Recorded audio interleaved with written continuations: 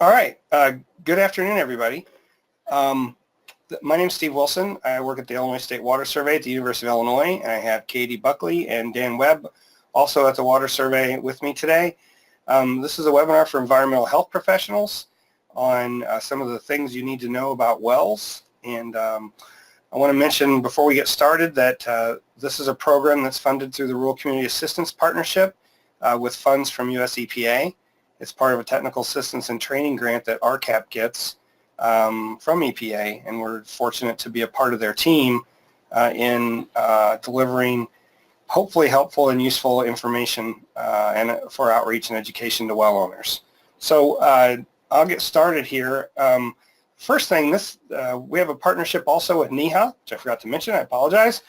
And so this webinar is actually worth CEUs through NiHA if you are a sanitarian who holds NiHA credentials. The way this works is they have a 2-year credentialing cycle, and so today's webinar, here's an example. If your credentialing cycle ends at the end of this month, then you'd be able to take the same course again after that. But if your credentialing cycle just started, for instance, you wouldn't be able to take this again until your credentialing cycle is over in 2 years. And so I put in the corner here the last 3 times we've delivered this that are within 2 years. And it's the same course with the same core content.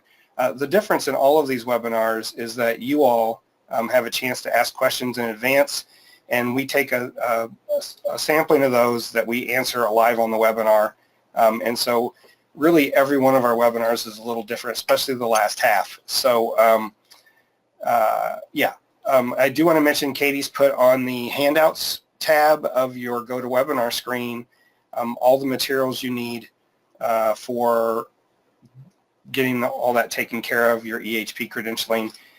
There's a copy of the slide deck which she can provide later, and the certificate of attendance, and all the forms are there for you to download right now. And if you have any problem with that, you can always email us at info@privatewellclass.org, and Katie will get back to you and provide you the information you need. So that's kind of the logistics and paperwork part of things today.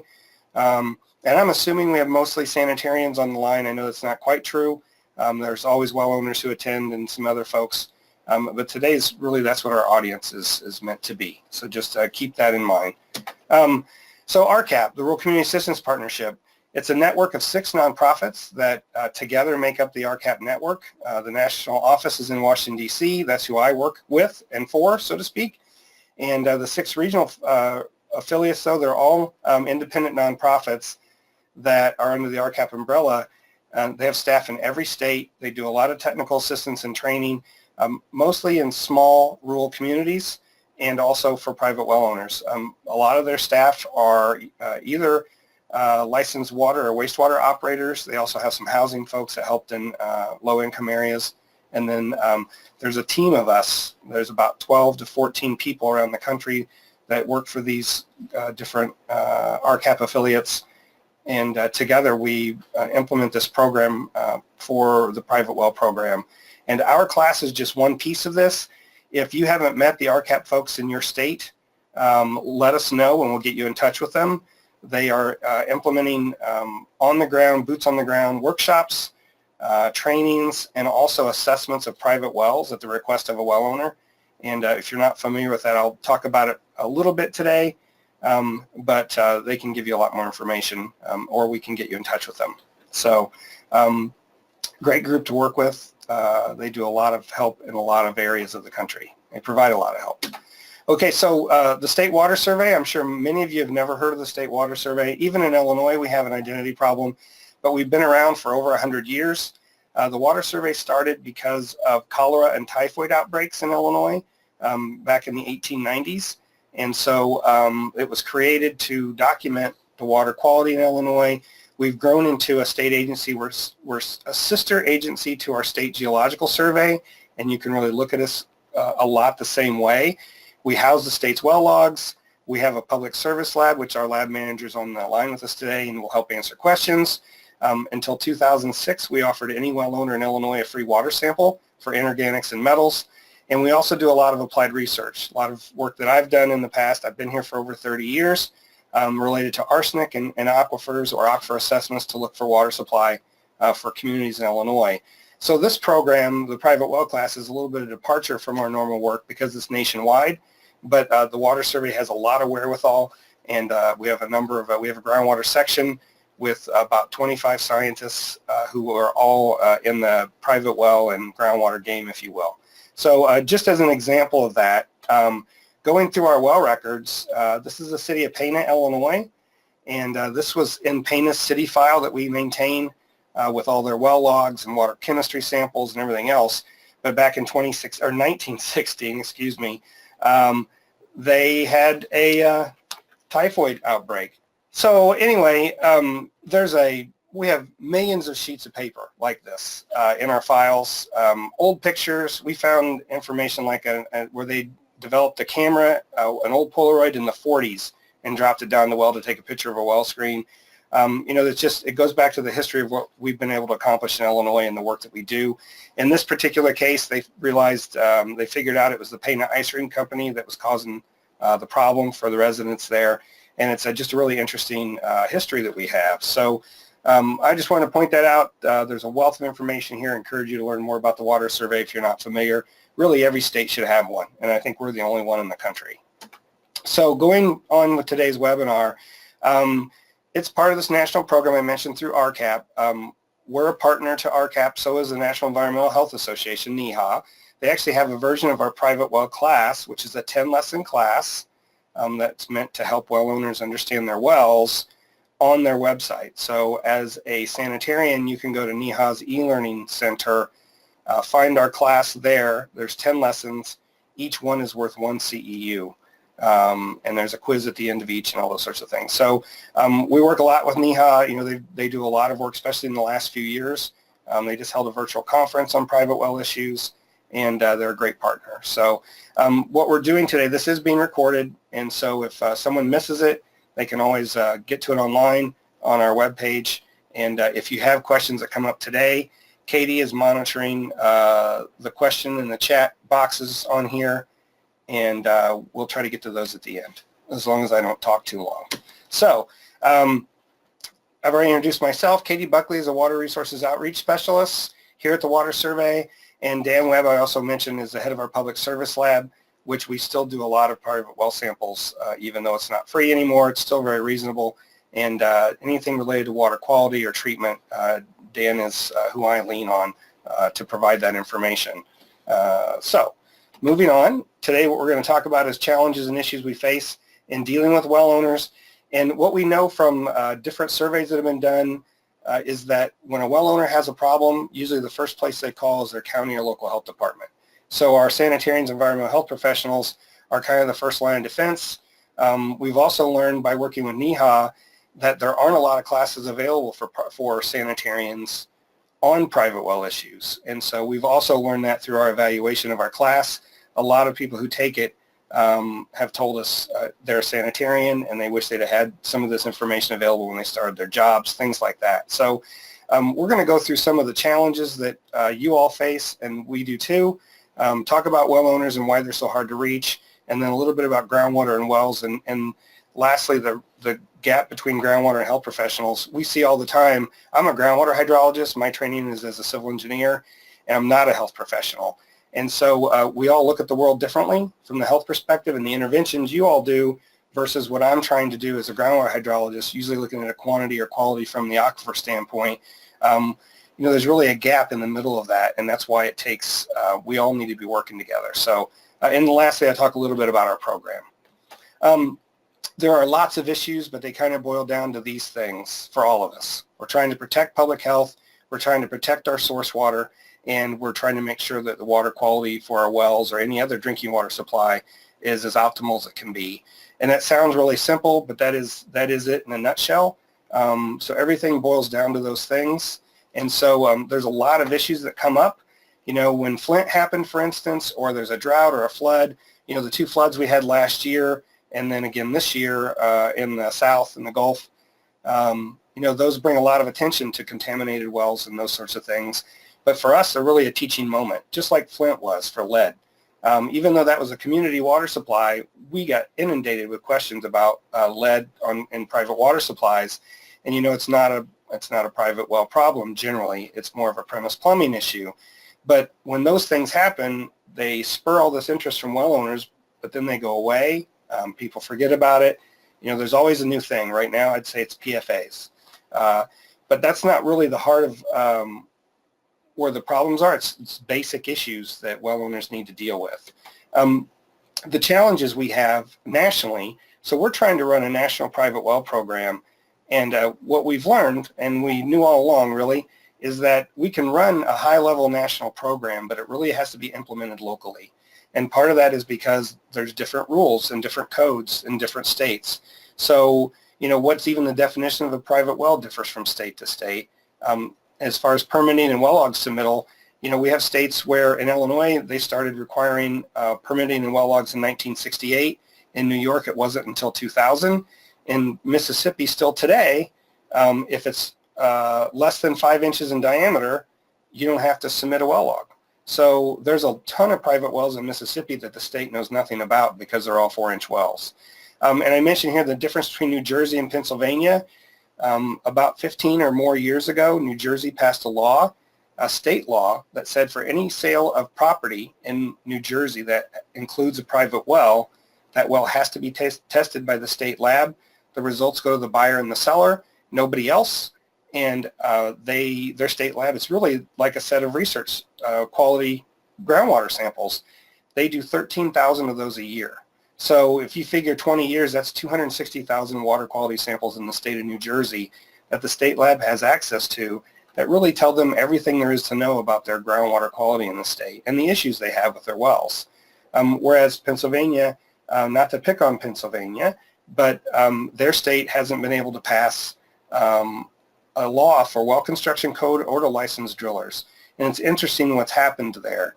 There's been a lot of local ordinances developed at county or local level to take care of that issue, but statewide, you don't have to follow any kind of rules for construction, and you don't have to be a licensed driller to do that. So it really varies around the country. It makes it really difficult for us to work in different issues, and it's important to know what's really going on in your area because it can differ, even at the county or the local level. And a great example of that is Massachusetts. I believe there's I can't remember if it's 300 and something or 500 and something local health districts in Massachusetts. Every one of those has the ability to pass their own rules. So you could have one local health district that requires testing at land transfer. You could have another that has no rules. And so that disparate type of approach makes it difficult to get any traction as far as a program to do outreach to well owners and to help them understand their issues, because you have people on two sides of a street that may have very different rules they have to follow.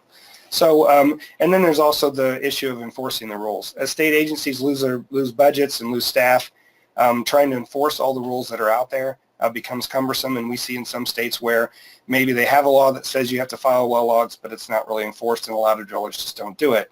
And that, some of those things do happen. So, so that's what it leads to. The bottom bullet here is a very organized local approach to support in most parts of the country.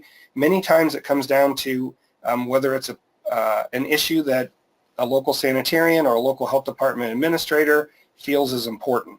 So if they do, maybe they've set aside some dollars to actually help with the private well program and encourage sampling and do outreach, and maybe their neighbors don't. And so that's really a significant challenge when you're trying to reach, there's probably 17 to 19 million private wells out there, 42 million people who drink water from them, or at least can drink water from them. They don't all do.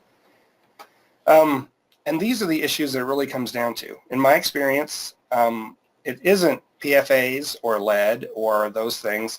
It's poor well construction, abandoned wells, and really a lack of well owner knowledge and education. So many well owners aren't prepared to be a private well owner. They don't understand what's required, why it's necessary to sample. They feel like groundwater's safe. We run into all these attitudes. My dad was the same way. So I grew up on an old dug well, similar to the one with the gentleman kneeling here. It was a 14-foot hand-dug, uncemented brick. When it rained hard, we had muddy water. So my dad always swore our well water was better than city water because we didn't put any chemicals in it. And that's totally a rural attitude of not understanding what those chemicals are there for and how they protect us. So teaching folks about their wells is one of the biggest jobs we have. We can't get to things like PFAS or pharmaceuticals or some of the things that could happen in an isolated area type of thing until we get to the point that we raise the level of awareness for private well owners on their basic responsibilities to be a well owner. So why is that so tough? It's because they're really everyone. They come from every social, economic, and education class. Some have lived on a farm or in a rural area with a well their entire life. Some have come from the city and now they're on a well and they have no idea what they're doing. And a good example of this is here in Illinois. Cook County, for those of you that aren't aware, is really the heart of the Chicago Metroplex. It's mostly Chicago and some of the closer suburbs, but it's completely urban. Actually, Cook County is next to the lake. There's a whole ring of other counties around Cook County that are also completely urban because it's such a large area with 7 to 10 million people, versus where I grew up, which is in a very rural area. I graduated from a very small high school. I had 19 in my graduating class. There were only a couple wells even near us. I grew up on a small farm. So I'll get to that maybe in a minute, but I do want to also talk about there was a really large study done. They sent out 2,700 questionnaires. They got 1,700 responses. You can see the information here. So they were looking at well owner attitudes and why they don't test or do test. And of the about 1,100 of these 1,733 responses have never tested their well. And these are counties in Michigan, Minnesota, and Wisconsin. And you can see at the very bottom on the left that only 13% were worried or very worried about their water, even though most of them have never tested. And over half were not worried at all, even though most had never tested. So of those people who had never tested, they gave them a laundry list of reasons they don't want to, or why haven't you tested your well? And here's a list of the top 10 responses. And, they vary from, we've been drinking it for years. If I could tell you how many times I've heard that, hundreds probably. And all the way down to, I don't want to know. And I actually have a personal experience with that where a guy said I could sample as well as long as I didn't send him the results. It doesn't make sense to me, but we have folks who just, that's their attitude towards their well. They are going to assume it's safe until something goes wrong. So it's really interesting trying to deal with well owners. They have a bunch of different attitudes and reasons, and that makes it difficult for us to reach them. So I guess I put this in here. There's really two things that we can do something about. One is we didn't know what to test for, don't know how to test, didn't know I should test. That's kind of on us, because if we're doing outreach and trying to reach these folks, we can give them good information on why they should, why it's important, find ways to do those interventions to get them to consider testing their wells. And on the other side, then, it's just a lack of knowledge. Well, it's probably fine. It's groundwater. It's got to be safe. Or I don't want to know, just sticking their head in the sand.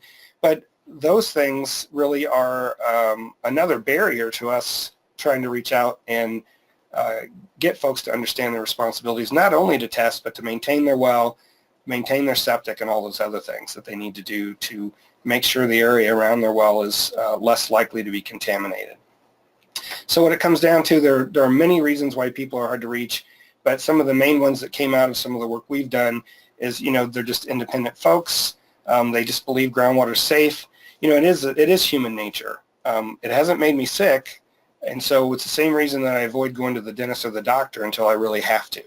And so, cost or perceived costs, that's a real thing. A lot of folks don't have the funds if they do find out they've got something in their well and they're going to have treatment that really can become a burden on them financially. So it's just that whole, all those issues all combine, and it's about learning what the folks in your area are most interested in. Sometimes there could be something that happened, even if a community has a boil order, for instance. We'll get calls sometimes from private well owners asking if that affects them because they live outside of that small community, not understanding that boil order is there because the community water supply has been compromised and they're telling the residents to boil the water because it could have bacteria in it. So, that's an opportunity for us to actually reach out to those folks and explain the difference and help them understand why it's important they test, because no one's issuing a boil order for them if they have a breach in their well, and that's the thing people don't seem to understand sometimes. So a little bit about wells. Some of you may understand basic geology and the different types of wells, and I apologize if that's the case, but it's amazing a lot of folks really don't understand those differences. And what we tell well owners is you should understand your geology, you should have someone explain it to you, you should have a copy of your well log, and you should understand, what that all means. So if you have a dug or a bored well, that usually means there's no, quote, real aquifer there. Or sometimes it's very old, and it was done in, like the well I grew up on was hand dug in the 30s. So there turns out to be an aquifer further down, but no one ever knew that, and they used this old dug well instead. And then the other two types, if they are drilled wells, are either in sand and gravel aquifers where they have a screen versus a bedrock aquifer where there are various types, but it's usually open hole, meaning that the casing doesn't go all the way down to the bottom of the well. The rock itself acts as casing once you get into the rock. And, geology is complicated. Sometimes you may have 2, 3, or more choices on where you put your well. You might have 2 or 3 sand and gravel aquifers and then several bedrock aquifers that have potable water. But in a lot of cases, you may only have one choice or sometimes no choice, which gets back to our dug and bored well issues, where a lot of times that's there because it's the water table that's seeping in, which is direct infiltration in a lot of cases, and it's not nearly as protective for water quality. And, like I said, what we tell well owners is they really need to understand those differences, and if they're in a vulnerable area, whether that's a vulnerable geology or some unique geology where there's saltwater intrusion or it's karst or some of those things. So a little bit about each of these types. This is a picture from the National Groundwater Association of 2 guys drilling, installing a bored well. That's a boring machine. You can see the hole there between those 2 guys is about 3 feet diameter. So they're digging out a 3.5-foot hole to put in 3-foot tile. It's vertical tile like that would go under a road horizontally, and it's put in, they're 4-foot sections typically, and in those cases it's the seams where the 2 pieces fit together aren't cemented and water can seep in from the water table. I always find this picture interesting because being a farm kid, this looks like bean stubble to me, and it doesn't seem like the best place to put a dug well in a agriculturally farm field where they're applying nitrogen, although not for beans, but they would be for corn in another year, and so on. So it's about knowing your surroundings and those things too. These are all examples of dug and bored wells. The one on the top left is an old hand dug well where they've sealed this with 2x10s and then put some tin roof pieces on top of that and then holding it all down with some concrete blocks and rocks. The problem here is snakes, rats, anything else can probably get into that well and fall in and drown. This is also, it looks muddy here because it's a pasture. The reason those posts look so worn down is because cattle are using those as scratching posts. And so you can see the slope there, and there's a field right above it, up gradient. It just doesn't seem like the best way to get water supply. Now that well may be tapping a 6-inch or a 3-inch sand string that's in the shallow geology there, and that's why the well's there, because they didn't have any other choice. It's pretty far from the house, but at the same time, I wouldn't have my cattle there if it were me. So it's almost assured that this well is going to have water quality problems. The other 2 are more modern construction. The one on the right is a typical 4 or 3-foot diameter concrete bored well where the sections have been put on top of each other. It looks like that first section sticking up about 1 foot, so that means the first seam is down at 3 or 4 feet. So unless that's been grouted around the upper 10 feet or so, then water can seep in as shallow as 3 feet into that well. And the one on the bottom left, it looks like a drilled well. That's a regular a red monitoring cap well, or monitoring cap, but that pipe goes down 10 feet and then it opens up into a larger well. So it's still capturing shallow groundwater. And the reason you have a large diameter well in the first place is so that water can seep in slowly and it can store enough water for you to use. If there were enough water, it would be a drilled well where you didn't need to have that storage capacity, and that's typically why those are put in, so that it seeps in overnight, you have enough water. I know our well, if I left a hose in our horse tank and forgot about it, we might be without water for 2 or 3 days. So it's just a situation the way it was when I grew up. So here's those two examples. The concrete tile that comes to the surface is the one on the left. You can see here the best practice, at least for Illinois and through Co-op Extension and our Public Health Department, is to put concrete or some kind of fill in the upper 10 feet so that water right from the surface can't seep in at that first or second seam, and then water seeping in further below, and you can see where the water table is, a little triangle there inside the well with a submersible pump. And again, there's no real aquifer here. There might be a little sand lens that's providing some water to that well. And the one on the right is the other construction where it looks like a drilled well. It's a 6 or 4 inch casing with a pitless at 4 feet, and then the concrete pad's actually down at 10 feet. So that's meant to give it a little protection from the surface so that water can't seep directly in just a few feet below land surface. The next type of well is a sand and gravel well. So this is a well screen. You put a well in a sand and gravel aquifer, it's saturated sand. So just to give you an example, if you have a jar of sand, it's about 30% air if it's well sorted. So if you filled that with water, you'd have 30% water. So if you have a sand and gravel aquifer that's 100 feet thick and it's completely saturated, if you took all the sand away, you'd still have 30 feet of water there. And that's quite a supply, and that's why a lot of irrigation systems and a lot of prolific wells are in sand and gravel aquifers. It's easy for water to move through the sand and get into the well, and so it can run into the well as fast as you can pump it out. So you don't need storage space. This could be a 4 inch or a 5 inch stainless steel well screen. And you size the screen, which those little slots that look like they're almost not slots are sized so that the sand stays out and the water can get in. And it's all based on pressure. And so what a driller typically does is they take samples as they're drilling of the material that's coming up, and they use that to size the screen so that they're sure they're not going to put a screen in with too big of slots and sand gets in.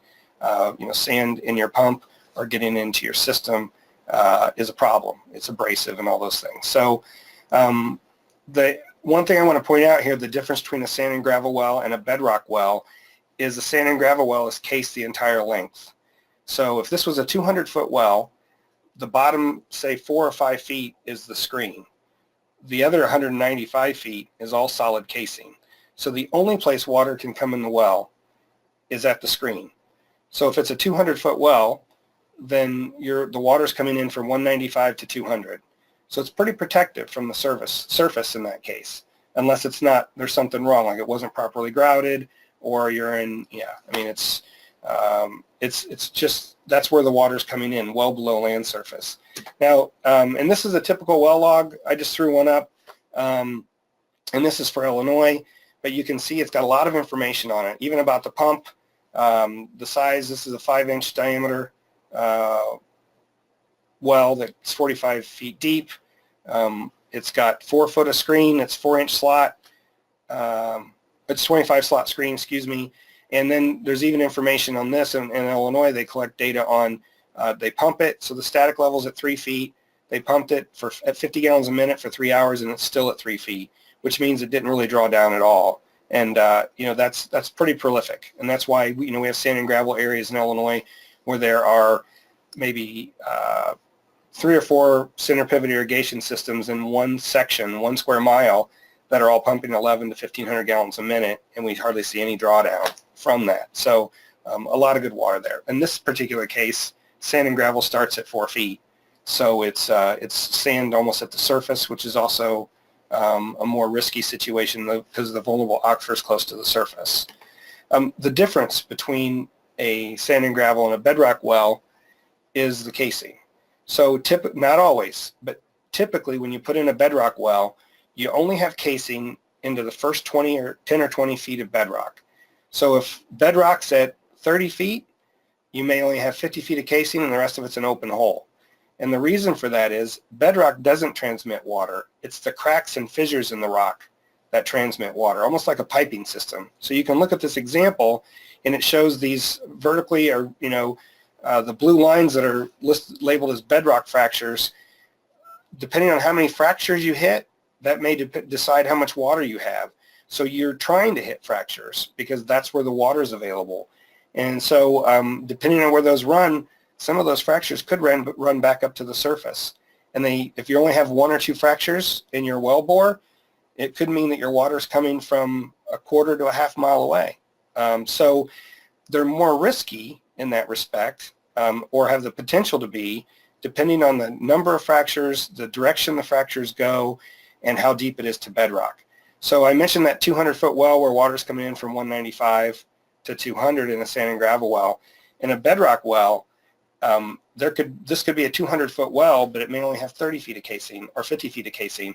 I did some work in New York, and there's a lot of bedrock right at the surface, and some of those wells only had 15 or 20 feet of casing. I think the rules are different now in that you're required to go at least 50 feet with casing, which makes sense, but it wasn't always the case.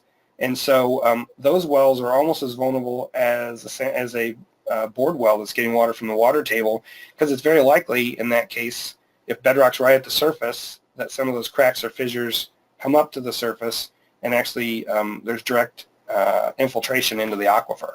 So you need to understand those differences. You need to know how much casing there is, not necessarily the well depth. I've had people say, well, my well's 600 feet deep. Well, it turns out they have 40 feet of casing. So they're only protected to 40 feet in that case. And here's a bedrock log from Illinois. If you look at number 12, it says water from shale from 257 to 260. That's somebody in the office for this driller made a mistake.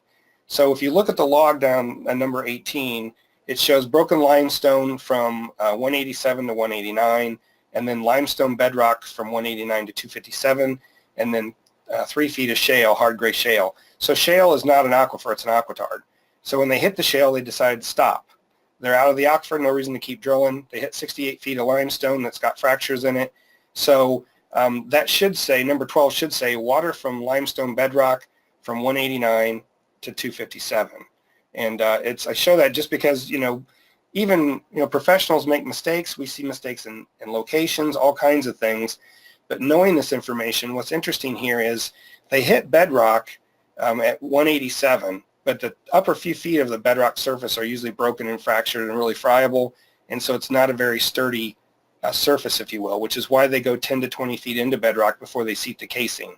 So in this case, they went 10 feet in to the limestone. So the limestone really started at 189, and so if you notice on number 15 there, it says black steel from 179 to 199.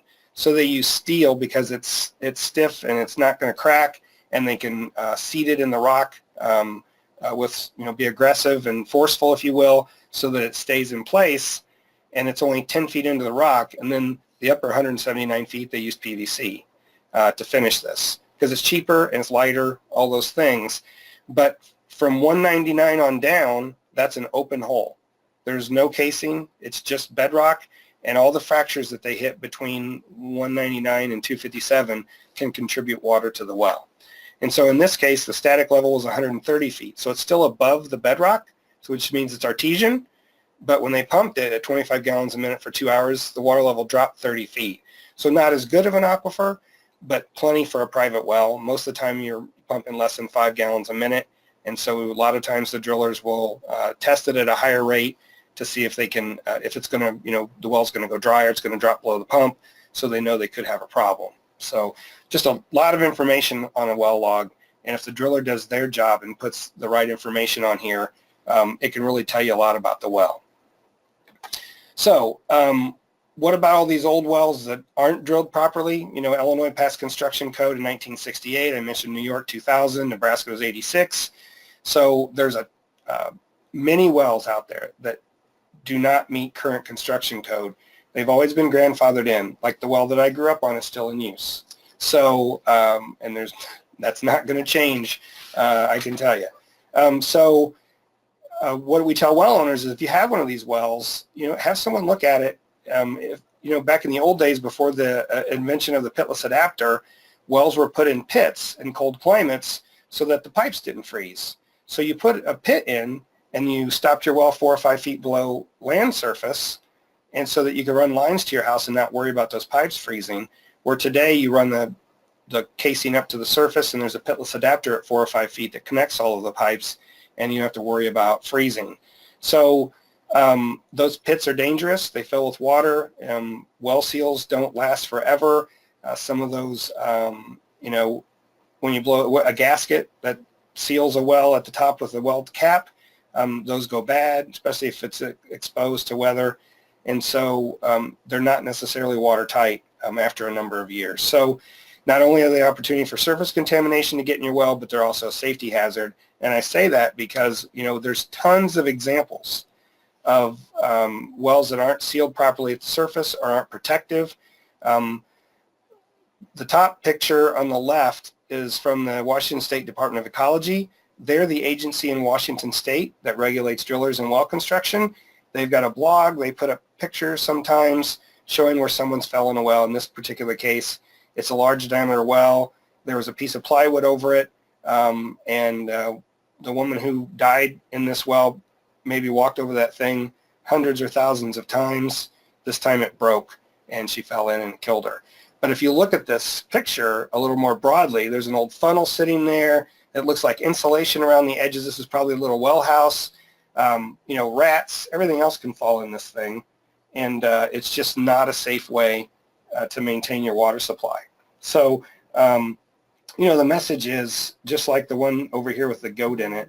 I was down in Southern Illinois at a meeting, and I ran into Don Kellerman, and he'd found this well at an old home where there was in the woods where there was he was looking up his family tree, so he was in an old gravesite area, and a goat had fallen in this well, and there it lay. And so, you know, these things happen. We've pulled frogs out of wells, cats, rats, rabbits. You know, I think I'm going to show an abandoned well picture in a minute, and you know, there's pulling horses out of wells and pulling people out of wells. So it's really important to make sure your well is sealed properly at the surface and it's protective, so the water quality is maintained. So what do? Bring them up to code if you can. And, you know, not always you can make a recommendation to a well owner that they need to bring their well up to code. Talk to your county, talk to your state agency. Sometimes they can't afford that, but they need to do what they can to make it safe. And also, so, you know, if it's a well in a pit, extend the pipe up to the surface and fill that thing in with clay. And put in a pitless if it needs it, if you're in an area with a cold climate. But talk to people, you know, your county health department or local health department, extension, soil and water conservation district, state geological survey, you know, if you're in Illinois State Water Survey, and a lot of other folks will give you support and help and let you know if there's things that can be done and try to give you good advice on what to do. And that's where we try to send people, is to local sources of information. So going back to abandoned wells, it's another huge issue. Because well logs weren't required until the 60s or sometimes later, typically there's more wells out there that are undocumented than there are that we have on file. I know in New York, I mentioned 2000. A few years ago, they assumed they only had about 10% of the well logs for all the wells that exist in the state. Now, they got a grant from CDC, and they've been looking at tax records, and they're able to piece together. They've found almost 720,000 wells in New York that weren't on file, that are listed either in a census questionnaire from the 90s or in tax records as being a private water supply. So they've been able to at least find out where they're at, but they don't know anything about the construction, how deep they are, any other information. And so the thing to do is, if you have, we tell people, if you have a well on your property, it's a safety hazard and it's also a liability hazard. If someone walks on your property and they fall in one of those wells and get hurt, good luck. They're probably going to sue you. And so there's no good reason to keep an old well that's not in use. It should be filled in, and it's a pretty big issue. You know, here again, the two pictures are both from the Washington State Department of Ecology. You know, this happens a lot more frequently than people realize. I included these newspaper clippings from the 90s because Illinois used to have a groundwater education coordinator that worked for DNR, and he went around the state and worked with schools, did tremendous work trying to educate folks about groundwater and wells, and he collected these and gave them to me when he left. And so These are all from 1997 except the third one, and that's for those of you old enough to remember, CNN carried live for 18 hours. Jessica McClure was trapped in a well in Texas, and they dug her out, and now she's a grown woman, and it's just interesting how much this happens and people don't realize that it does. So the last thing I want to mention as speaking to public health professionals are that there are really some gaps in the approach we take, either on my side as a groundwater hydrologist versus the health side as a sanitary and environmental health professional.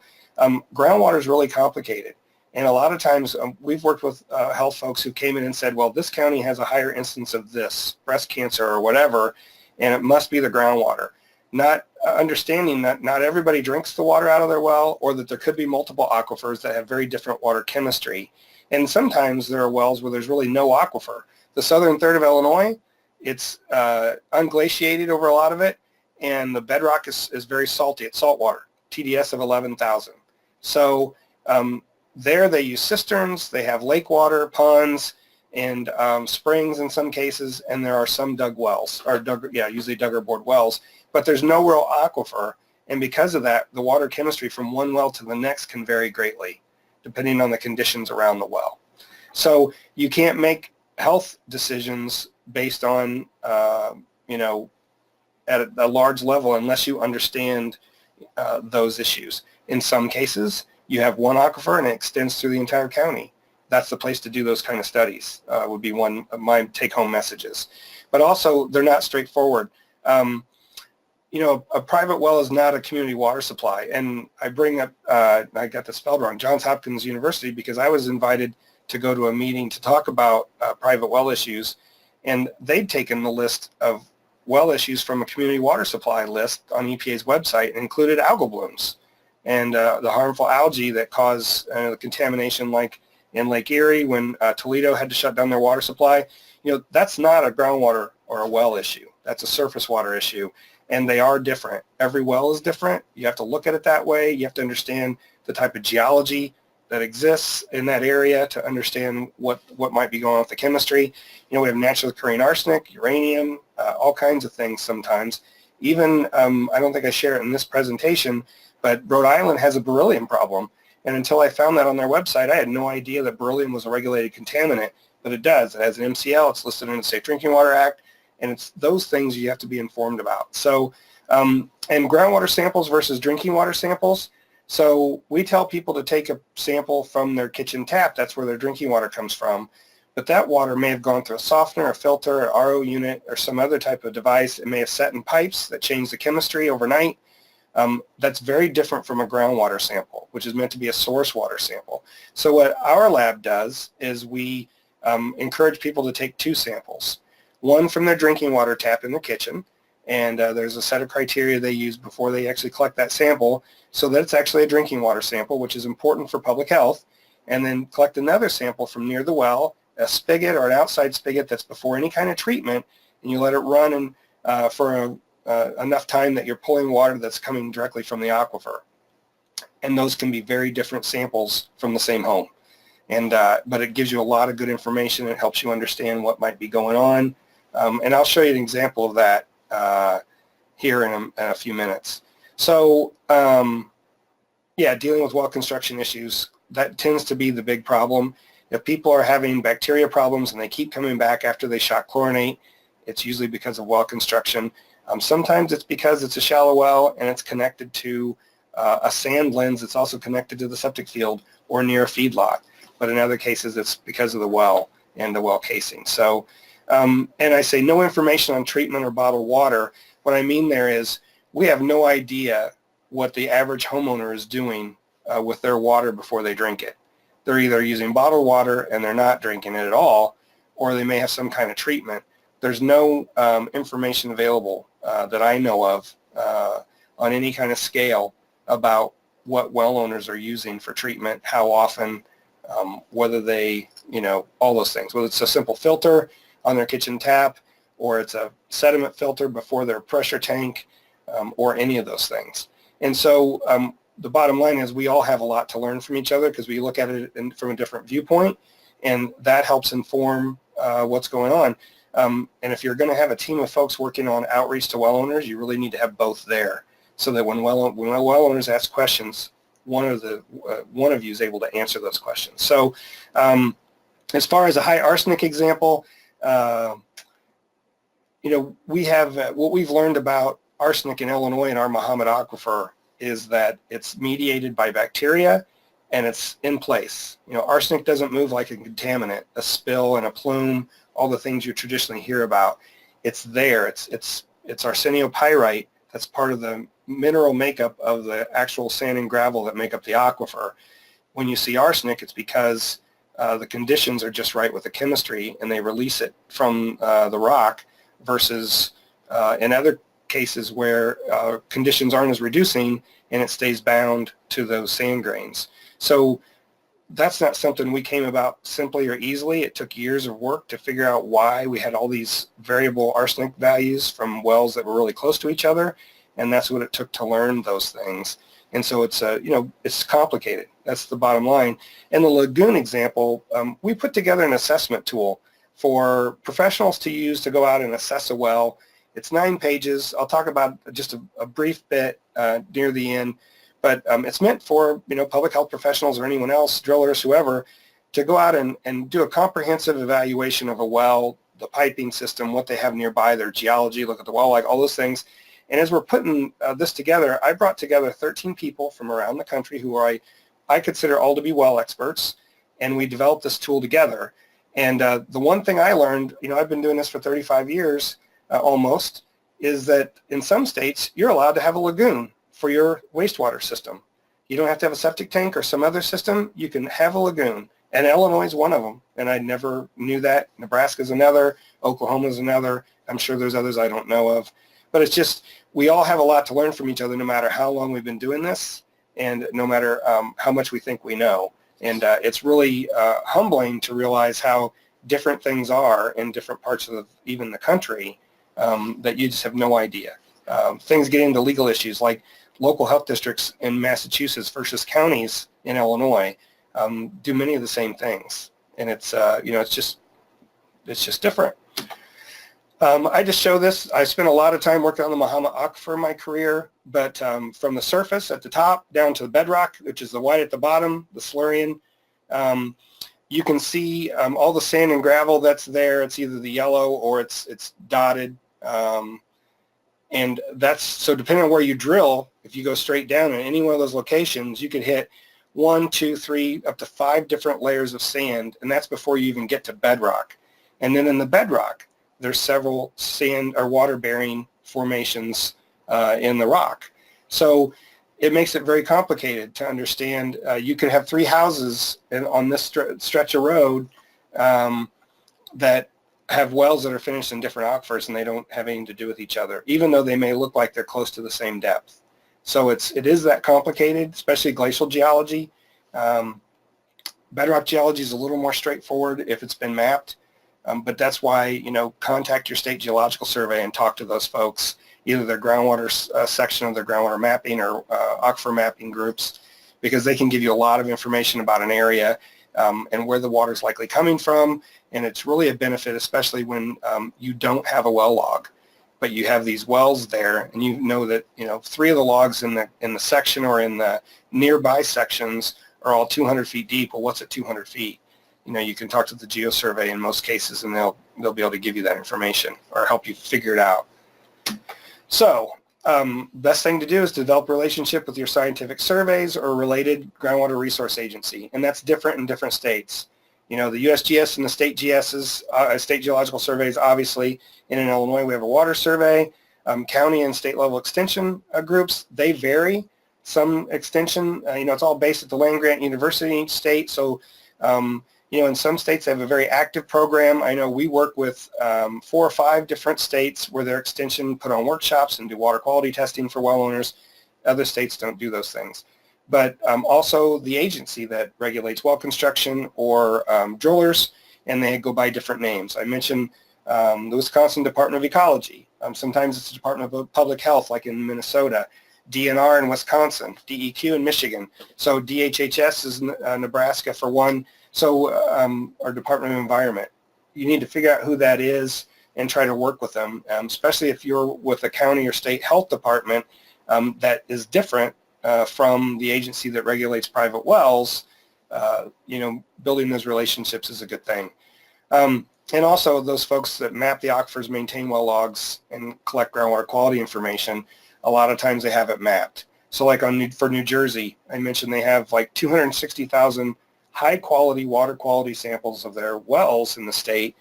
They've got maps that show where there's any kind of contaminant, where there's any kind of nuisance mineralogy, all those sorts of things. And it really gives you gives you a leg up in understanding why someone may have an issue, like why there's something staining, or why it may smell bad, or whatever. Because sometimes it's not the things you can taste, feel, or smell per se. It's the things you can't see, you can't smell that are in there that can be a problem. So they're just a great resource for all these things. So a little bit about the private well class. So we developed 10 lessons, and you sign up on our website, and it sends you one lesson a week over 10 weeks. It's self-paced. It's a PDF. You're on your own to take it. The first 500 or 1,000 people or so that took our class in the evaluation, over 20% said they were sanitarians.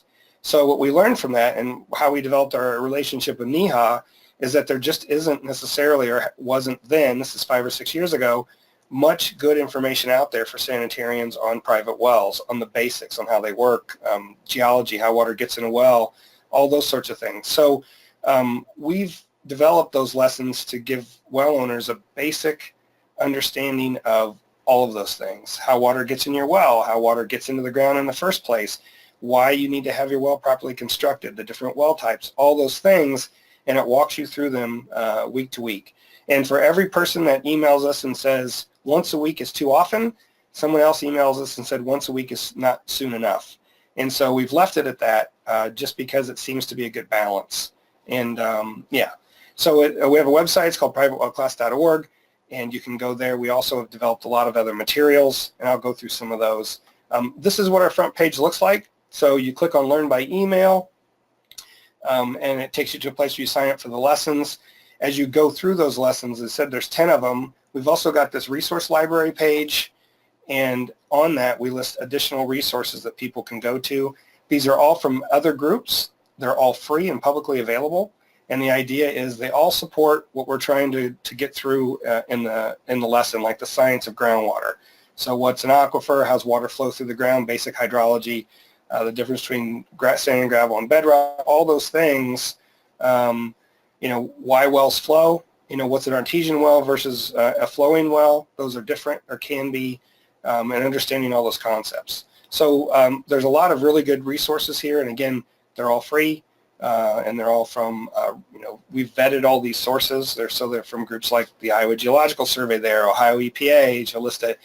Texas is another state. Their extension has a really expansive private well program, and so they've developed a well owner's guide for water supply in Texas. It's really pretty handy, and in fact some of the figures we use in our lessons come from them and that book on things like porosity and basic concepts of water movement and things like that. So there's a lot of good resources here.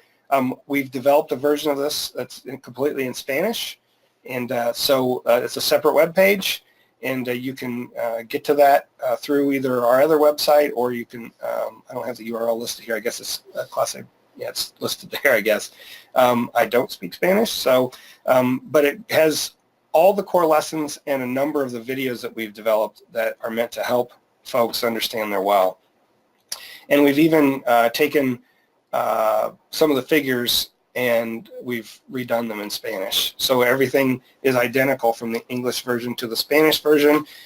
Being at a university like we are, I was very fortunate to run across a young man and later his wife who are from Colombia and fluent Spanish speakers, and they've translated all the stuff for us. And so it's really awesome to have available. The goal of our program really is to help well owners. That's the main purpose. That's why EPA gives RCAP funding for private well work, is to do technical assistance and outreach to help well owners understand their wells, how it works, how they can protect themselves from risk, so that they can not only protect their health, but also the source water that they're using for their well and their water supply. Because source water protection is everybody's business, not just community water supplies.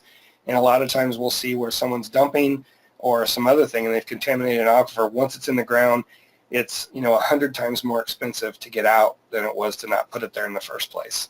And so that's the goal of what we have. We do a lot of I didn't change this, I apologize. So we do webinars every month, and we just did another lead webinar in August. So this is the one I forgot to change this slide, but we did a webinar on lead back in 2016, and we just did another one in August of 2018, and it's on our website. You can go to webinars and events and look at past webinars, and they're all recorded, just like we're recording this today. So we do webinars on topics like lead and on septic systems once a year or once every other year. And then we also do webinars like today is for environmental health professionals. We're doing one next month for realtors. We work with APHL, the Association of Public Health Labs, and have done several webinars for labs. And then the majority of those are for well owners themselves. But each one has all the questions at the end that you're going to see in a little bit, and all that kind of information available. And so they're all available. Everything's the great thing about our program is being funded the way we are. Everything's offered for free and it's publicly available. If any of you do outreach to well owners yourself and want to use any of the slides, I've had a number of counties contact me and say, hey, can I have your slide deck? You're more than welcome to use those in your local efforts, because that's the idea. Is we're here trying to put information together that'll help you reach well owners in your jurisdiction. For lead, just because it's such a big issue after what happened in Flint, and they know now the revision of the lead and copper rule that's coming down the pipe, we have developed a lead page. It's just privatewellclass.org/lead, and it provides a lot of additional resources for well owners and others. We've kind of put everything together from CDC and US EPA and other sources of information we've come across. Like the first bullet in the second group there says lead in private water systems was a webinar that Dr. Kelsey Piper of Virginia Tech gave a number of years ago, and we've linked to that. She actually helped us with the 2018 lead webinar we did in August, and matter of fact, she delivered most of it. She's really the expert on that issue. So we're trying to put resources together that you can use, others can use, that well owners can use, and even we have a series of these short 4 to 6 minute videos on different topics that we've run across. So just about, shared wells. People don't realize that if they bought a house and the well's not on their property but on their neighbors and they're sharing it, what those risks are if it's not written into your deed or you don't have a contract, that house gets sold, the next person who moves in maybe isn't so neighborly. Or as soon as a pump fails, all of a sudden there's no mechanism in place for everyone to share the cost of replacing that pump. It causes a lot of heartache and problems, sometimes lawsuits, and so there's a lot of things to know. The state of Washington, they've came up with a novel approach. They regulate any water supply from a well that's more than one home as a special type of public water supply. So if you and your neighbor share a well in Washington State, you're considered a public water supply and you're subject to some of the rules they have for community water supplies in the state of Washington. But that's not the case in most states. And so it's worth understanding those things, and we want well owners to understand it as well. And so we've tried to develop a bunch of videos like that. I know we have one on how your pressure tank works. That's had over 2,000 hits in a little over 2 years, or almost 2 years. And what it's told us is that a lot of folks on private wells have pressure problems, and that there's not a lot of good information out there to help them understand what to do to try to mitigate that. So again, it's just meant to be helpful information. We do have podcasts. We've only done the first 3 lessons so far. It turns out podcasts are actually a ton of work to do, and as Katie can attest to, but we have done the first 3, and then we've also done a number of interviews for the RFD radio network, Illinois Farm Bureau, and they've graciously allowed us to take those recordings and put them up so that on different topics related to private wells. So, I'm not a podcast type person. I'm too old, I guess, but it turns out we've had probably nearly 3,000 downloads of our podcasts in the last year and a half or so. And so people are using it. People like to learn that way, and so that's one of the things that we hopefully can add to here in the future. So as far as for environmental health professionals, we also have, I mentioned earlier, we have our class on their e-learning site. It's for NiHA, not just for NiHA members, it's for anyone. They're part of our grant, and so they provide that for free. You do have to register so they can, to be able to sign in to get to this class, but there's no charge. And in the end, you get a certificate. And if you're a NiHA member, then you could work with them to get your CEUs. We were also approached by the American Association of Home Inspectors, and it turns out NiHA and the ASHI already have done some work together, and so now home inspectors are also using that same tool to learn more about private wells, which is really important. You know, one of the things we tell well owners, and everyone should be telling well owners, is that it's buyer beware.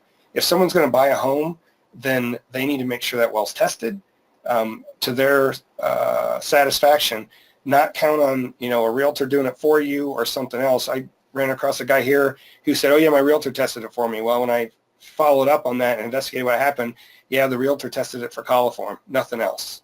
And so in an area where there's known arsenic, that's not good enough. And so, yeah, trying to inform those folks is a major undertaking, to say the least. Also, RCAP is hosting workshops around the country for sanitarians. It's a 4-hour workshop. It's really on how to do outreach to well owners and also about our assessment tool. And that tool has allowed RCAP folks, they've done almost 1,800 assessments around the country, which sounds great, but you know, there's 17 million private wells out there, so it's just a drop in the bucket. We are developing a guide to go with it because honestly, the tool is very comprehensive. It's 9 pages, and unless you know a lot about wells, it'll be difficult for you to fill out all the information, even working with the well owner, and it's certainly not a tool that a well owner can fill out themselves. So we're developing a guide. It's part of our current grant. It'll be done by March. And we also have developed a tablet version that's in beta testing right now and should be out in the next month or so, that's both for iOS and Android, so that you can take a tablet out in the field and do the assessment rather than having to have a piece of paper. So we have a partners page which has resources. You can put a link to us on your web page, and we also have a newsletter that goes out once a month. It's really informative. It's grown from just you know, less than 100 folks when we started to almost 500, you know, in the last few years. I guess we've only been doing it a little over 2 years. But it's meant for regulators, drillers, professionals, EHPs, and it's meant to give you tools that you can use. And again, it's all free. If you go to our partner resources page, which is under the resource library, it asks you to sign up. And then you'll get it, and really what that means is you'll get a newsletter, or if something's going to happen, like we're going to put on a National Private Well Conference next May, when the flyer is ready for that, you'll get a notification of those things. Again, our job is to get information to you so that you can help well owners in your local area, and that's the, you know, that's the best work we can do, is work as a partner to you. If you scroll down that page, you can see all of our past newsletters. So if you're interested, before you sign up, you can take a look and see if you think it's valuable. I'll mention this flyer in a minute, but this is our newsletter. Now, you know, it's called Partners, and it has different information about private well topics. Here we've got a well sealing demonstration video and information about home financing. You know, USDA has a program for funding well drilling given certain conditions and in certain areas. And some of the RCAP regions actually implement that program and have loan funds available in their areas to help well owners who need a loan or a grant to fix their well or deepen their well or maybe add treatment. So there's a lot of information that we try to provide and get out through this newsletter that might help you as a professional. The workshop, as I mentioned, it's really about outreach in the private well assessment. It's 4 hours. It's worth 4 CEUs. It covers our tool, as I mentioned, the well assessment tool, and also best practices for well owner outreach. I know at the beginning of this presentation, I showed a few slides like the survey. It was done by Barb Lukonen and others in Michigan, Minnesota, and Wisconsin. We go into a lot of things more in depth. We did a survey of almost 100 outreach programs around the country that was funded by CDC, And we put all that information together to develop a work plan, if you will, on how to develop a program for well owner outreach and how to get past some of the barriers that exist to reaching well owners. And again, that it's being offered in different states in different years, but we can certainly help you figure out if that's available. We've done it a few times as an online workshop, which is why it's listed that way here. It's a 4-hour webinar, but it is interactive. It's actually pretty cool. We don't have that planned at the moment, but we may be doing one this next year. As far as the site assessments, I mentioned it's pretty comprehensive. We used a national work group of folks, groundwater hydrologists, public health folks, county health department folks, drillers, and again, these are all people that I've identified over the last 10 years or so as being experts in their field.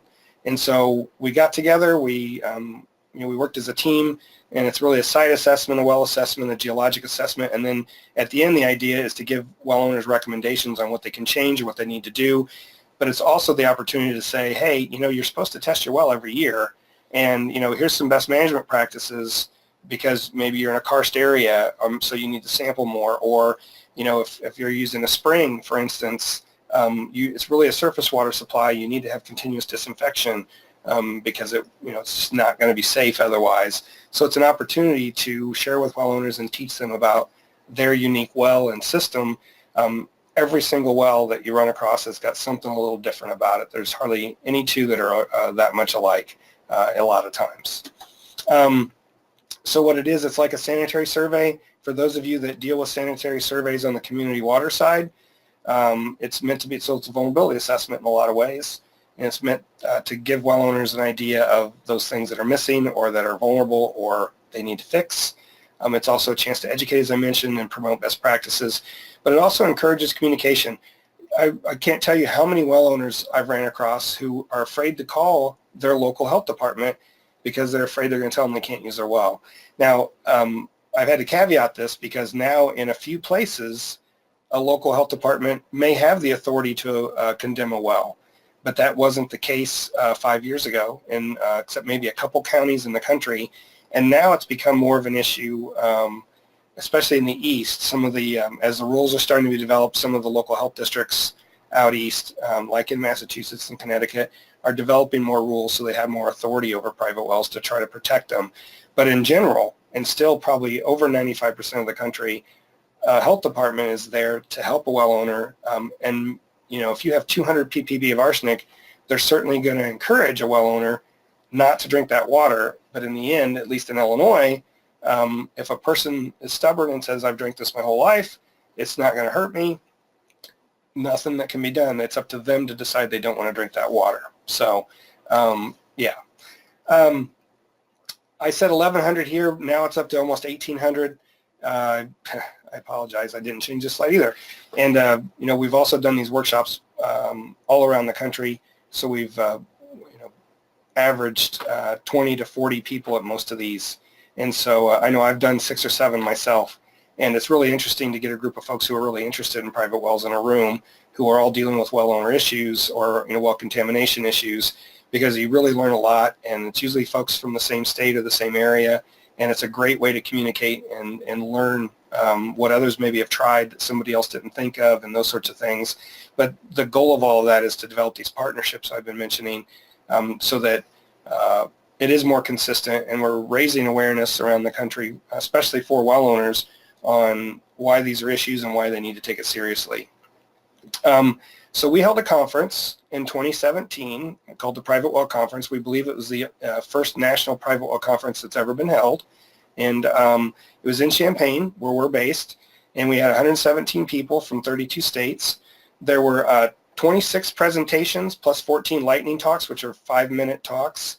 And we had a panel for drillers. We recorded the entire thing. So here's Barb Lukonen, who I mentioned did that survey. She was the lead person. She's actually retired. I asked her if she'd come give the keynote presentation at our conference, and so she did. She came and talked in a lot more detail about the survey they did and the things they found and just well owners' attitudes and why they don't test. But it was 2.5 days.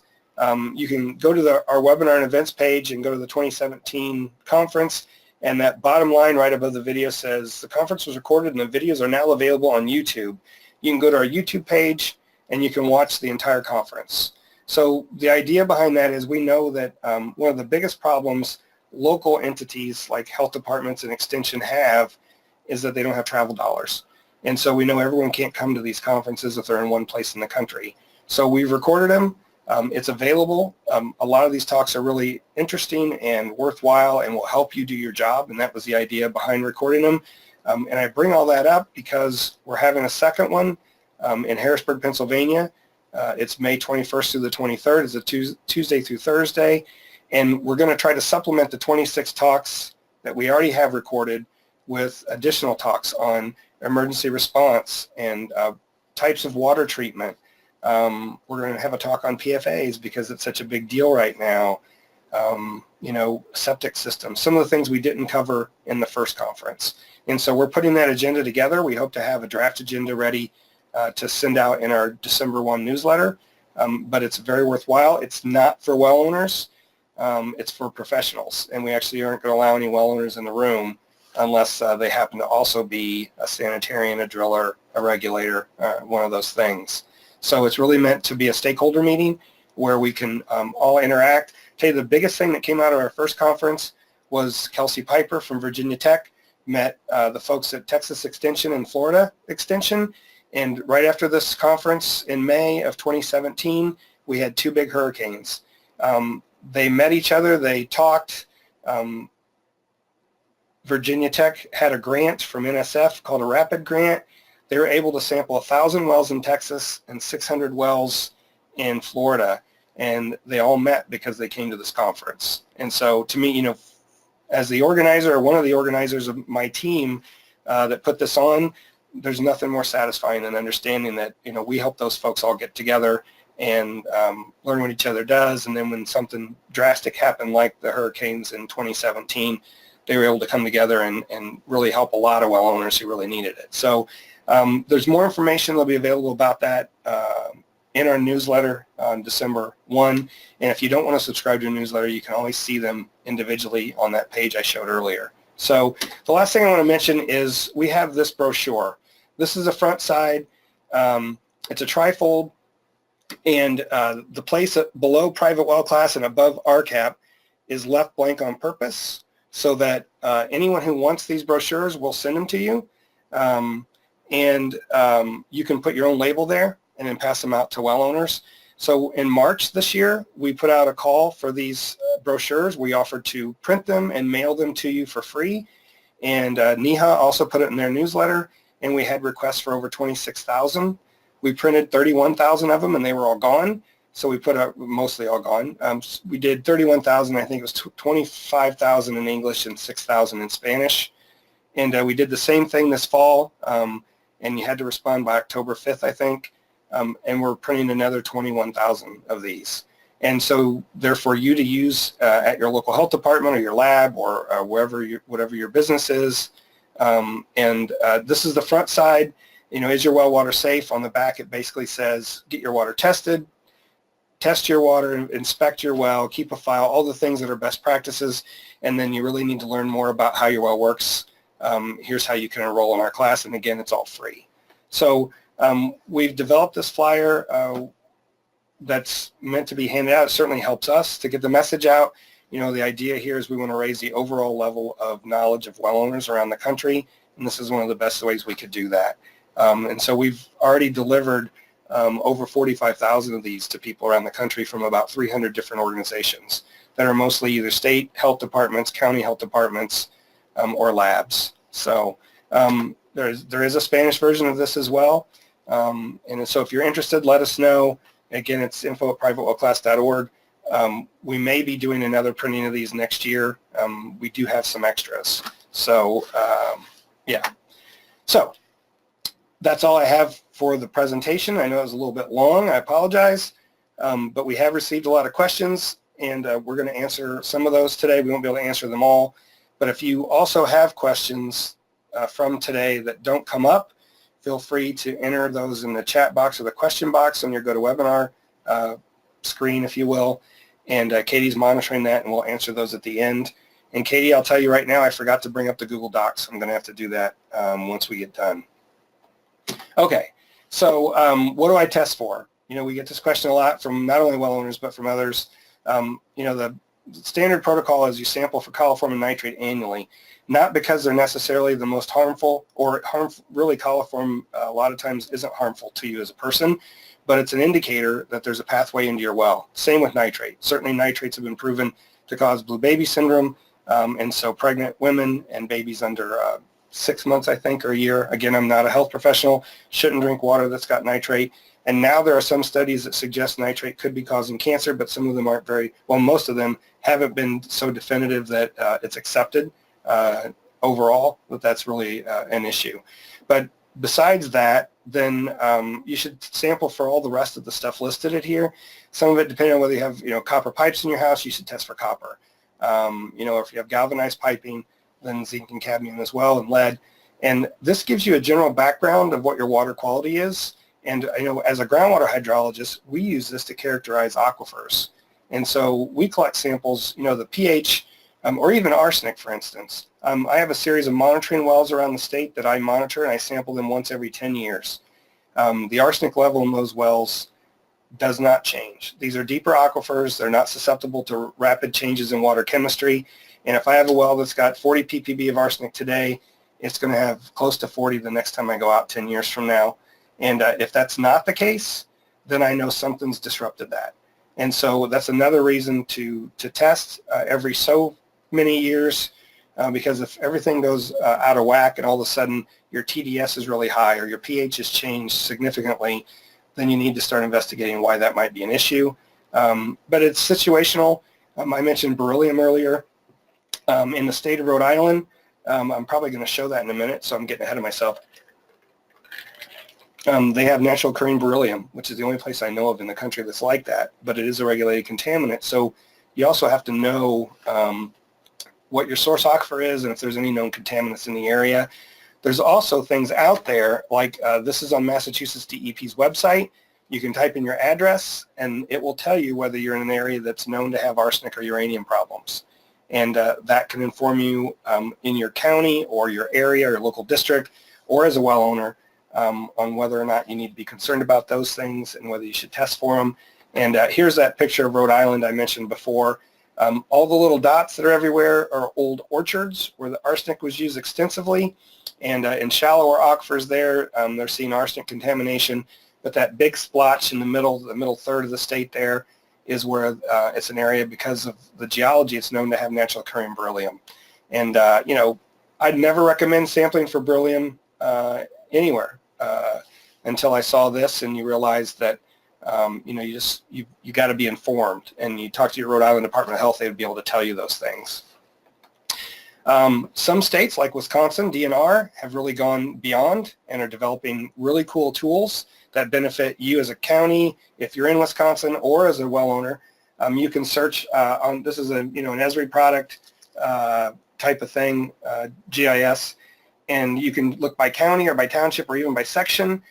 You can display as arsenic, there's nitrate, there's several others. I clicked on display arsenic by county, and what it's showing me is all the green means all the samples they have average for those counties, all the private well samples they have from Wisconsin DNR are below 5 micrograms per liter, where the counties in red means the average sample is above 21, which, you know, the health standard's 10. The ones that are clear means they don't have any samples, and I don't know, I haven't got into this deep enough to understand if there's a certain number of samples they need first, but still a lot of good information available for Wisconsin residents and professionals that work with private well owners. So where to sample and why? I mentioned before that we collect two usually, one that's an outside spigot before any kind of treatment that's more of a, quote, groundwater sample, and then one at the kitchen tap. And this is, you know, Dan's arena, Dan Webb, who's on our call with us, who runs our public service lab, but we usually suggest doing both because of that. And sometimes, depending on the treatment, maybe even have 3 sets of samples we send them, because if water sits in copper pipes or galvanized pipes or whatever, depending on the pH and some other things, it can change overnight.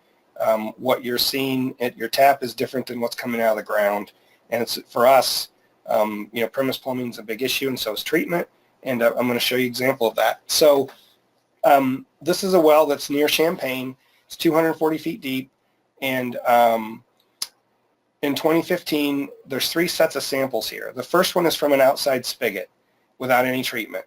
So what you're seeing here is all the things our lab can test for, but if you look down the bottom right, hardness is at 351, TDS is 406. Up on the upper left, we have sodium at 25.9, and the pH is, where's that at, 8.02. It's in the middle left, or middle right. So that's what the groundwater quality looks like of this particular well. And this is a well in the Muhammad Aquifer that runs near Champaign. And so this person has a filter and a softener, and they also have an RO unit. But they took a sample before the RO unit at the kitchen tap, but after their filter and softener, and you can see what's changed here. The pH didn't really change. It's 8.1 instead of 8.02, but the hardness went down to 0.68. I guess dissolved solids didn't change either. But, you know, talk about what's the right term here? Unintended consequences. So the sodium went from 26 to 198. So for someone on a low sodium diet, you know, I think our recommendation, Dan, correct me if I'm wrong, would be they might want to consider potassium chloride instead of sodium chloride for their softener salt in this case, because of the amount of sodium that's adding to their diet or their drinking water. So, but that's not all that happens. When you look at the RO unit on top of that, now you've taken out almost everything. That's what the less than signs are there for. But you've reduced the sodium to 6, but you've also lowered the pH to 6.23, which I know Dan has told me a number of times, most of the groundwater in Illinois is between 7.5 and 8 pH. But if you're in an area that already has low pH and then you run it through an RO unit, especially a whole house one, you're probably lowering that pH quite a bit, and that could lead to, you know, soldered joints and lead pipes or copper pipes leaching more things and stuff like that. So, you know, it's just good to be aware that it does change and it is different, and treatment really does have an effect, as it's supposed to, on water quality and changes in water chemistry. Hey, Steve. Yeah. This is Dan. Hey, do you mind if I say something real quick about that slide? Just right seem ahead. like a good time. Hey, sometimes people will ask me how much sodium actually go to the one that was softened. It was right before this one, I think. I just thought I'd mention this is fairly typical of softeners. They'll add a couple hundred parts per million of sodium. And Steve is right in everything he said about the, you know, probably see your doctor, you know, for recommendations if you're on a low sodium diet. There's a couple points I wanted to make. That potassium chloride, one thing that people will run into is that is an alternative, but it's more expensive. It's about 4 times more expensive, so that's just something to keep in mind. But you might have people that will ask you how much sodium is going to be added to my water with a softener. Generally, the softeners will take out almost all of the hardness. So basically, a quick estimate is if you take the hardness in parts per million, like say you have 300 parts per million of hardness, cut that in half, and that's about how much sodium it's going to add. So if you had a hardness of about 300, then you'd be expected to add about 150 parts per million of sodium. Thank you. Sure. Okay. So for well disinfection, and I know I try to mention this almost on every one of our webinars because there's so much misinformation out there. We have well owners who tell us, hey, my driller said just to add a cup of bleach to my well every month. Things like that are really bad for a well. So when you disinfect a well, you should only disinfect a well when you've had a sample first that shows it needs it. You don't add bleach when you don't need to. And if you add straight bleach, it's concentrated. It's harmful to well components, as it says here. Actually, especially if you have a pitless with rubber seals, that bleach, when it hits those seals and stuff, eventually will ruin them. And your pitless won't last, you know, less than a third of the time it should. And so what you really should do is you should test. Spend, you know, less than $25 in most cases to get a coliform test annually. And if you have coliform, then resample for E. coli and disinfect your well then. And that's really the only time you should. So we evaluated well over 50 different documents that were available on how to disinfect a well and shock chlorinate a well. And we've chose this one from the Minnesota Department of Health to give well owners. It's comprehensive. It walks you through things. It tells you how to mix it. It's got a lot of good information. And earlier I showed that list of resources. Lesson 1 was groundwater. Lesson 2 was, blah, blah, blah. Under Lesson 10, Water Treatment Solutions, is a link to this document. And so it's available to anyone. It's from Minnesota Department of Health, and you can get it that way. And like I said, it's really useful. You measure how much bleach, you mix it with water so that you're putting in the right concentration.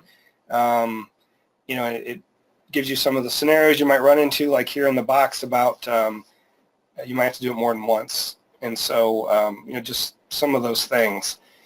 Even information on what to do if you have treatment, whether to take it offline, where to get information from the manufacturers depending on the type of equipment it is, and who to call.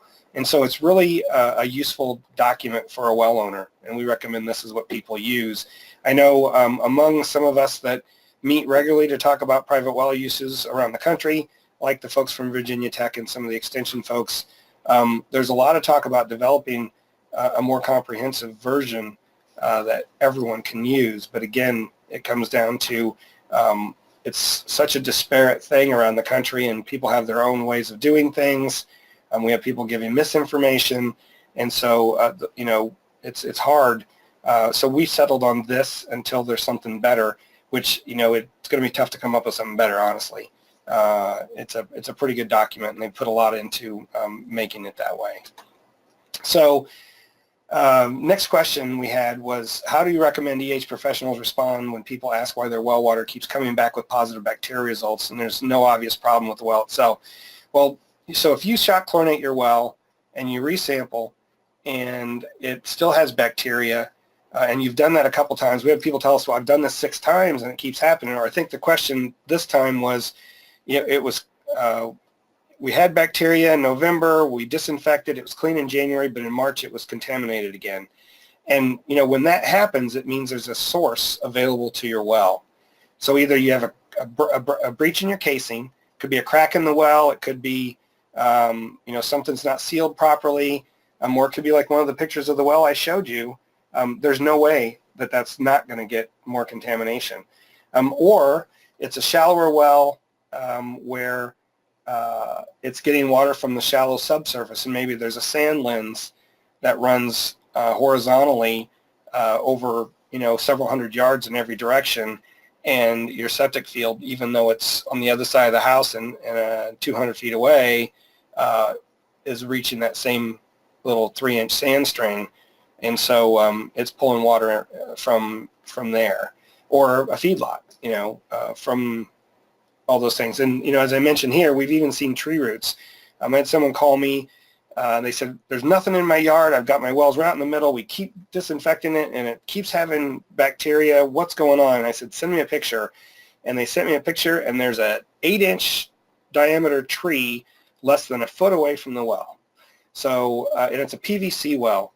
So tree roots got around that and just basically squeezed the casing until it cracked. And, tree roots have a lot of bacteria associated with them. So, there's no way that well's not going to have a problem unless they put a steel liner or something in there and then chlorinate it and, can prevent those things from happening. So, but if you do have that continual bacteria problem, it means you need to add treatment. And the only way to do that is continuous disinfection, which ends up being chlorination or UV. And UV is becoming a lot more popular in some areas of the country, like where there's a lot of karst, because there's springs, or the wells, most of the wells come back positive for bacteria. And so there's actually a pretty good market now for home UV units for disinfection. Difference in labs. We had several questions about labs this time. So what's the true difference between sending water samples to a certified lab versus an uncertified lab? And I'm just going to say that what we tell people is to use a certified lab because it's legally defensible, and it's much more assured that they're doing things using EPA methods, and because they've been evaluated by their state agency so that they can do samples for accreditation and for compliance with the Safe Drinking Water Act. But we have a lab, Dan's lab, and I don't know if Dan, you want to talk about this or not, but we see several issues. Dan follows all the EPA procedures. We're very confident, and we use his lab for all of our research data, but in the end, it's not legally defensible because we're not a certified lab. But you also have certified labs that, to save money, and because it's a private well sample, they might use a different method that's easier, or that's not the actual EPA method for a drinking water result. And so you have to understand those things. Yeah, and there's a number of university labs like ours, Texas, Virginia Tech. Dan, do you want to add anything here? No, that's all good, Steve. It's very reasonable. Well, I just want to make sure we're talking about that. Yeah, and the bottom line, say too. Yep. Yeah, do your homework when choosing a lab.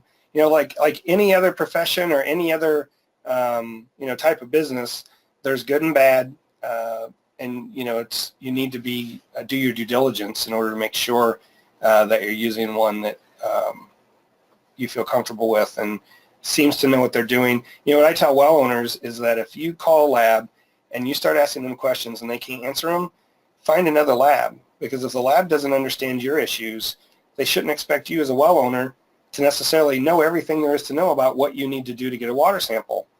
That should be the lab's job. And I tell well owners they should talk to their health department, find out what they suggest, but then that lab should be able to answer all your questions, or find another lab. And that's just, that's the best advice that we can give, I think, for well owners. And this gets to, Dan, I'm going to let you answer this. Okay. Yeah, it can be a tough question, but people are asking, can certified labs give different results from basically the same set of samples? And the short answer is it probably should give the same answer or something very similar, but there are a lot of variables to consider, and it's not really possible to control everything all of the time. Some of those can be the method of collection, the storage, the transportation, things like head space, if it's required or not required, preservation, holding times. A good point here in the text here too is also that they might not be mixed thoroughly in the water line. So if you collect 2 consecutive samples, you might think, hey, all the water's the same, but we have seen situations where the water quality does change. Even in the lab internally, when they have everything under control and they're certified, there's a lot of different things that can vary. I mean, the certification process doesn't say you have to buy an instrument. This is just an example, but you don't have to buy an instrument from one company. There'll be several manufacturers that will all meet the general standards, but they all make different detectors and columns and calibration, a host of variables that can occur. But in generally, they should be getting the same results, but there are lots of sources for minor differences. Well, and I wanted to mention, I know on our lead webinar, Kelsey Piper brought up what they've seen at Virginia Tech is sometimes with lead, depending, especially galvanized pipe, you can have pieces of articulate lead that break off during the run. They collected samples every 5 minutes for several hours at some wells to see the differences, and an hour in, they still got really high arsenic or lead hits, and some of that was because it's particulate lead. So you can have 2 sequential samples basically that could be orders of magnitude different because of that little piece of lead that's in there that's giving it a much higher value in the end. Yeah, I could certainly see that. Sometimes when we've had some tests of lead, people will flush the water for, say, 2 minutes, and it just really, there's a lot of variables with that too. The same kind of things you're talking about. Yeah. And I just wanted to address this. Someone asked, who owns certified labs? It's lab certification is a process. It isn't about who owns them. They can be public, private, or anything in between. It's really so the U.S. EPA requires samples for public water supplies to be analyzed by a certified lab that says they're qualified to do those analysis. And so there's a whole program, I think it's called NIHA or something, Dan, you may know, to become certified. Yep, you're right. That's right. National Environmental Lab Accreditation Program. And it's, so for instance, it's a very tedious process and it takes a lot of money. So some labs, like ours, were certified back in the 90s and early 2000s. And when some of the rules changed and we really just it wasn't cost effective for us to say certified because we weren't doing compliance work. We let our compliance certification go. And so it can be a community, the city of Houston, I work with their health department, their certified lab. It can be a local or county, Lake County Health Department, Illinois, or, a lot of state health departments. But, the Association of Public Health Laboratories is for the public labs, like the local, county, state, and community ones. There's also a private lab organization, and I can't think of the name of them, but, they represent all of the labs around the country that are private. I know in Illinois, we have a lab in Peoria, Illinois, that a lot of people use, and even a lot of communities use for their water analysis because they are certified, but they're private. They're privately owned, they're for-profit. And so, the certification process is really about meeting a standard and about being able to replicate samples. So they send samples that are spiked with a certain amount of a constituent. They run them through all these different trials so that the lab has to be able to reproduce good results and show that they're using the right process and the right methods. And so it's a very tedious thing. And that's why, as a best practice, even though I use our lab when I'm working with folks, what I need to tell everybody who is involved with our national program is I can't vouch for every lab that's not certified in the country, nor would I try. And so my best advice is to use a certified lab, and that's what we tell people. So I hope that's clear. Okay, Dan, this one's for you. Okay, we had a question about will a reverse osmosis system ensure that you have safe drinking water? And basically the short answer is no, not really, or just no. It will remove a lot of things. It'll remove about 90% of most minerals, and it can help for a lot of, well, like I already said, a lot of things.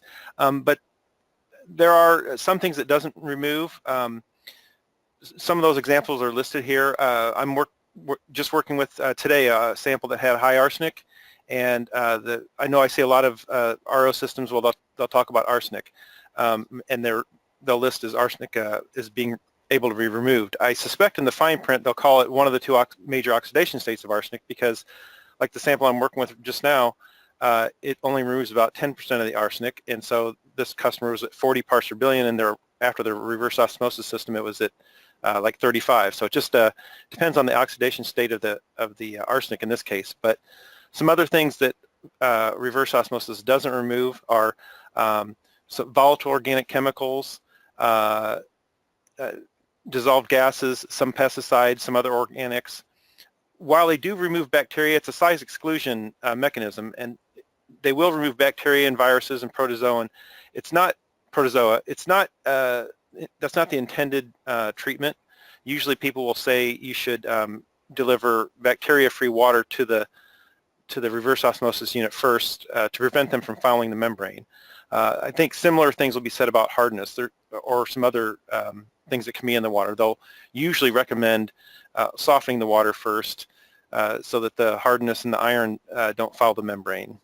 But anyway, it's not a way of, it is a water purification process, but it doesn't guarantee safe drinking water. Yeah, and there's other things that are better depending on what the actual situation is. It's we're always learning more. Me especially about how to use treatment and when it should be used, and just like the arsenic 3 versus arsenic 5, it works for one and not the other, and most labs don't give you speciated arsenic results. They give you have arsenic or you don't, and at this level they don't tell you whether it's +3 or +5, and so you might buy an RO unit and it does what this person you were just talking about does. It doesn't really work, and that's unfortunate. So yeah, we see that a lot. Somebody once mentioned to me that it's typically in the more reduced form. Sort of depends on the nature of the aquifer conditions, but it also doesn't hurt to assume it's in the more difficult to remove form. And then we've had a customer that added an oxidation treatment, like he added chlorine first, and then he had the RO unit, and it went from about like 7% removal of arsenic to 97% removal. So yeah, often the treatment involves a few different pieces. Okay. So last question we have here is someone asked, what are the initial steps to start a local program? So I mentioned earlier, we had funding from CDC, and we went out and we interviewed nearly 100 private well owner outreach programs from around the country. We identified over 500 that did at least, offered free testing or something like that. Many of them are county health departments, but we found a lot of really unique programs. We spent months trying to do that, and then we asked them to fill out a questionnaire. What did they do well? What would they do differently? Did they think they were successful?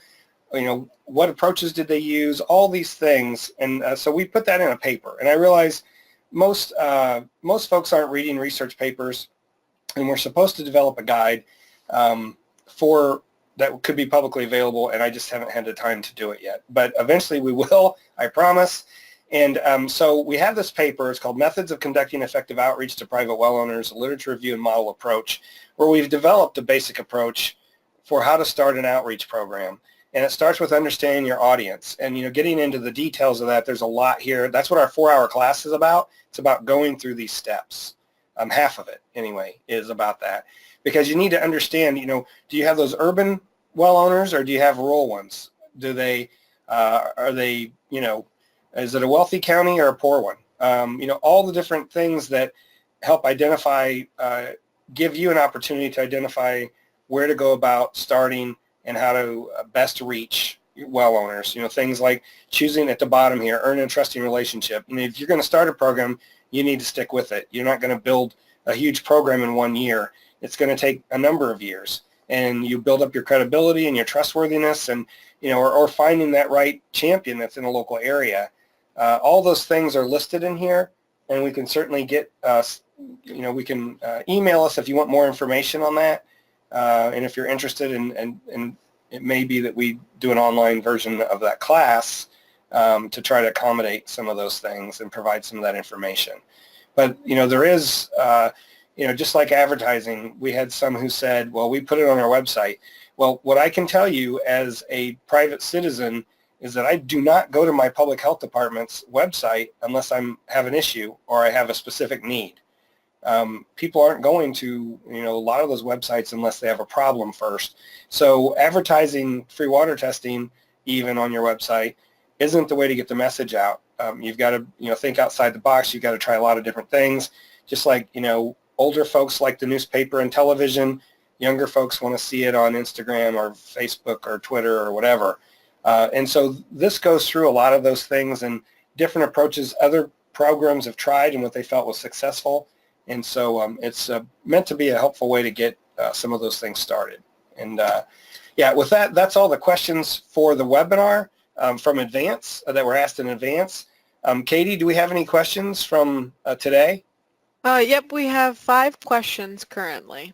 I apologize. I have to go to your email and find the link to pull that up. So give me 1 second here and we'll get going. Yeah, and again, I apologize. I'm supposed to have this pulled up and ready to go, and I don't. So,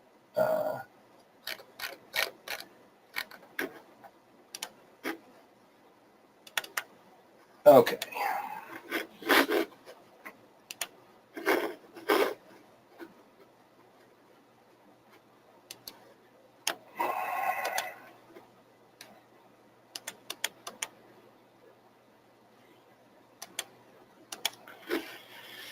Okay, everybody see that okay? Dan, Katie, can you guys see that okay? Yep, it looks great. Mm-hmm. All right, so what is a well pit? So they've invented a device called a pitless adapter that allows you to, your pipes, especially in a cold climate, there's a frost line in the winter. So above that frost line, the ground is frozen. And so if you ran your pipes on top of the ground and you're in Minnesota, you would have your pipes freeze. So now they have a thing called a pitless adapter. It kind of connects to the well casing, and it is an elbow in the simplest form that connects to your water line that's 4 or 5 feet below land surface that runs into, your crawl space or your basement 4 or 5 feet below land surface. So that in the winter, those pipes are well below that frost line. But before that was invented, a lot of wells were installed and they were just cut off 4 or 5 feet below land surface with the pipe coming out of the top, and then they run the line to the house. So you dug a pit that was at least that deep, so when you get down in the pit, your well may be sticking up a foot, but it's well below the frost line and none of your pipes would freeze. So you see a lot of really old wells that are still in a pit. And so it's it's just the way it sounds. There's a well in it. A lot of times they're hand dug. It may be a 6 foot, it almost looks like a grave. And for some people, it's turned into a grave, to be honest. And there's a well in there. People put doors on them or pieces of plywood. They run them over with tractors. The plywood cracks, they fall in. Or if you have a huge rainstorm, those pits can be half full of water. And again, that's why I mentioned if your well cap isn't perfectly sealed, it could be submerged. And that's no different than flooding. You're going to get bacteria and other things in your well. So well pits are bad, is the bottom line. And it's just a pit in the ground that has the wells 4 or 5 feet below land surface. So I hope that's clear. So the next question, we have 2 new wells on our in Central Washington State, not used yet. Anything we need to do in winter if away several weeks, freezing problems? Really I need to see the situation. If there's freezing issues there, then they probably should have a pitless. If not, if like I'd need to know. I'd need more information. Feel free to email us some pictures, and I can take a look. I'm sorry I don't have more advice. If we see all the time where if it's a seasonal property where people don't drain their lines or those things, and they don't have the heat on in the winter, that a cabin or whatever and everything freezes and the pipes all break. So there's things you need to do. There's a process. Actually, what we would probably refer you to in that case is even Washington State probably has, but a number of states have developed guides for non-community systems that are seasonal. So like, someone has a whole bunch of cabins that they rent out during the summer. There's a process for startup and shutdown of those systems to help ensure that they're not going to get contaminated and things like that. And those guides are available. So yeah, that's probably what I would recommend in that case. Number 3, when testing for well water quality, does well location influence testing procedure, or testing procedures the same for every location? I think it informs, the location informs what you test for. And, in some cases, Dan, correct me if I'm wrong, but in some cases, you may collect a sample a different way depending on what you're sampling for. And the only example that I can think of is radon.